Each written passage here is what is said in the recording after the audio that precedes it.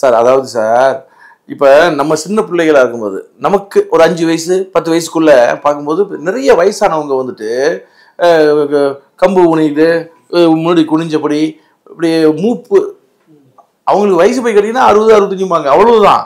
அப்பயும் அவங்களுக்கு மூப்பு வந்துடும். பார்த்துருக்கேன் தானே. இப்போ அந்த வயசான மூப்பு உள்ளவங்களை பார்க்க முடியுதா? 85 வயசுக்காரரும் வயசை மதிக்க முடியாது, 40 வயசு தான் மதிக்கலாம். அப்படி தானே இருக்காங்க.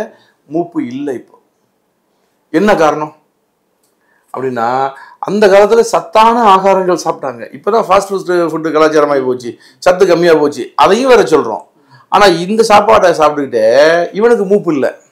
சத்தான ஆகாரம் சாப்பிட்டதாக சொல்லப்பட்ட முன்னோர்களுக்கு மூப்பு சீக்கிரம் வந்துச்சு. என்ன காரணம்னா செருப்பு தான் காரணம். இப்போ எல்லாரும் செருப்பு இல்லாதவங்க யாருமே இல்லை. செருப்பு ஆனால் அந்த காலத்தில் யாருமே செருப்பு போட்டது இல்லை.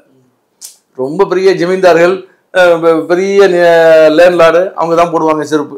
செருப்பு போட்டால் ஆடம்பரம். அதை புறம் பேச ஒரு கூட்டம் கூடிடும் அந்த காலத்தில், எனக்கே தெரிஞ்சு கிராமத்தில். ஆக்சுவலாக என்னென்னா, இந்த பூமி வந்துட்டு பூமியில் வெறும் காலை வைக்கும்போது நம்முடைய ஜீவகாந்த ஆற்றலை அதை அப்சர்வ் பண்ணிக்கிட்டே இருக்கு. புரியுதா? இதை அப்சர்வ் பண்ணிக்கிட்டே இருக்கு. ஆக ஒரு கட்டத்தில் அப்படியே முன்னாடி குனிஞ்சிடறாங்க. ரைட்டா? முகம்லாம் சுருக்கம் விழுந்துருது. நம்முடைய ஏஜ் மூப்பு அதிகம், மூக்கு சீக்கிரம் வந்துடுது மூப்பு.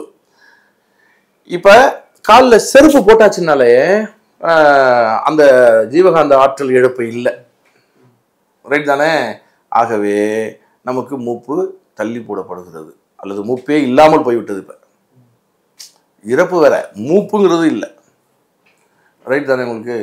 இப்போ அப்படி ஒரு செப்பலை தாண்டி மேலே நிற்கும் பொழுதே இல்லைங்கும் போது, மாடியில் அப்பார்ட்மெண்ட்டில் வாழும்போதெல்லாம் இன்னும் மேலே போக போக ஆன்டி ஏஜிங் தான் அது. உண்மையிலேயே அப்போ பூமியின் ஆகர்ஷணத்திலிருந்து விடுபட்டு மேலே மேலே போயிட்டு இருக்கோம். பூமியுடைய ஆகர்ஷணத்திலேருந்து நம்ம தப்பிச்சு போயிட்டு இருக்கோம். அப்படி இருக்கும் பொழுது நமக்கு அந்த மூப்பு இல்லாமல் போயிடுது.